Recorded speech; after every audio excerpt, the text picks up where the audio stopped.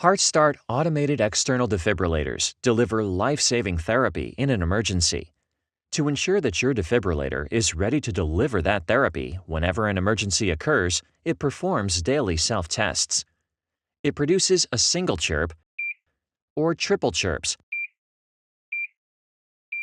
to alert you about certain device conditions that may impact its readiness in an emergency. In this short video, we explain how to interpret these audio chirps. We're using the HeartStart OnSite to illustrate these instructions, but they also apply to the HeartStart FRX and the other members of the HS1 family of defibrillators, including the HeartStart HS1 and the HeartStart Home. All of these defibrillator models look like one of the devices shown here. When the green ready light is flashing and the device emits no chirps, the device is ready for use. Triple chirps could mean that a potentially serious problem was detected during the last self-test that could prevent your defibrillator from delivering therapy in an emergency. When you hear triple chirps, remove the device from service and contact Philips or your Philips representative immediately for technical support.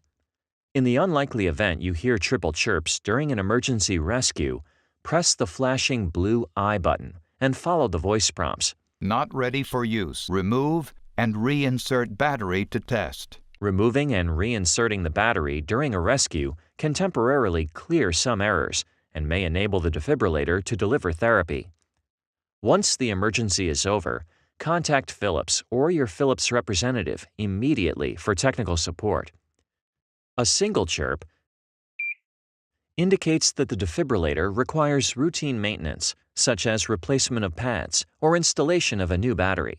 Press the flashing blue I button to hear additional information about the cause of the single chirp. Low battery. Insert fresh battery.